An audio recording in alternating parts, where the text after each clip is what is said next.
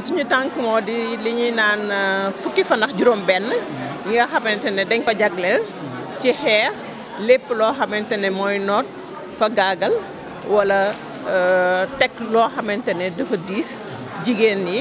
ak ndaw ji jigéen ñi ci àddina ñu koy wax ci tubaab 16 jours d'activisme mi nga xamante ne fépp ci àddina chaque année dañ koy def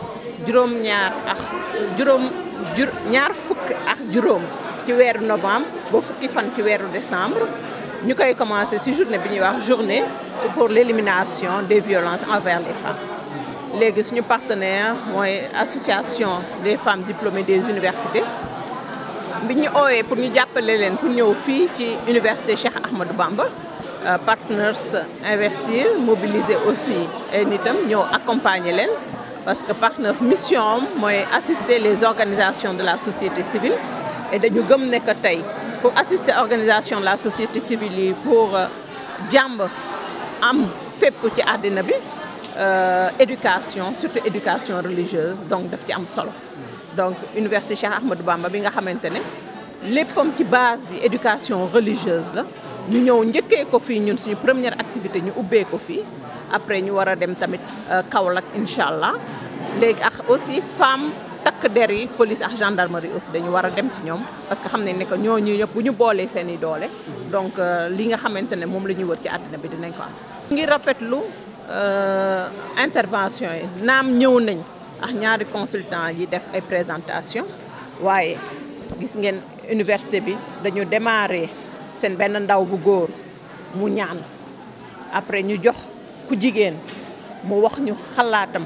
ba sax nee na dañu war a ñaan Sénégal dem ba am njiit bu jigéen loolu xale bu ko wax rek xale bu war a am jom la ñu xam ne que donc fii xale yi ni ngi leen jàngalee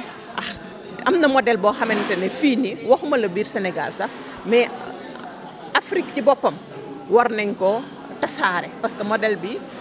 war na tax ñu mun a xeex terrorisme ñuy wax moon na tax aussi immigration clandestine bi ñuy xeex tamit ñu xeex ko fi loolu lañ fi jàngal mais boo xoolee son excellence Serigne Mamour Mbacké bu Murtada li mu tëjee lépp ci l'islam lépp l'islam dafa yemale dafa jiital sax jigéen parce que dem na ba wax nekk ci l'islam li ñuy mayee soxna sax fu mu basé mooy ci diine ndax yeneen yëpp la ba pare li ci gën a intéressant def na différence entre culture ak religion parce que xamal nañ ne que xale yi ñu daan yónnee ñu dem sax ba yeneen dëkk yu mel ni Égypte jàngi bi ñu ñëwee sax am nañ ay changement li ñu gis ci moom donc léegi mu jël ay universités yoo xam ne dañu dem fekk ndaw yi fi ñu nekk comme ni ko ñeneen waxee éviter leen dépaysement ñu jàngal leen yar leen jàngal leen seen diine suñuy culture je pense que loolu mooy jàngat boo xam ne jëlee nañ ko fi te loo xamante ne war nañ ko promouvoir donc moo tax ñun vraiment ak association beex bàjjenu gox yeex ñëpp ñu ànd ak fii vraiment jàng nañ fi jàng boo xamante ne ñun tamit dinañ waxaat tamit nekk modèle bi waxuma la Sénégal comme la wax ndax Partners West Africa day liggéey fépp fi ñuy làkk nasaraan français ci Afrique de l'Ouest modèle boo xam ne war nañ ko promouvoir. fitnaal jigéen boo gisee suñu consultante yi statistiques yi ñu partagé te statistiques yi nga xamante ne ay enquête démographique du Sénégal moo ko génne moo wane ne que région yi nga xamante ne maanaam Diourbel Louga Saint-Louis région yi nga xam ne dañ leen xamee religion dañ leen xamee diine mooy région yi nga xamante ne fitnaal jigéen fa la gën a néew donc loolu ñun daf ñu dëggul ci li nga xamante ne ñun dañ ko doon théoriser moo tax tamit lu excellence Mamour Mbacké wax dafa important fii culture université du savoir la laboratoire la boo xam ne loo xam ne xalaat nañ ko fi dañ ko fi war a ñëw à un petit échantillon testé ko bu ñu ko testé nag bu dee baax na jox na ay résultats yoo xam ne c'est probant ñu wasaare ko et donc statistiques yooyu ñun li ñu fekk fii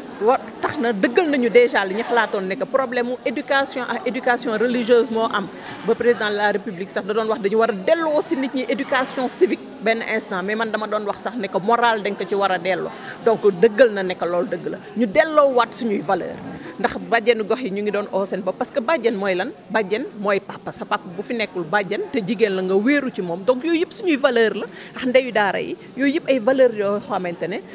lan moo ko lal muy religion bi donc religion bi ak suñu culture je pense que modèle boobu bu ñu ko promouvoir xëy na ci li tax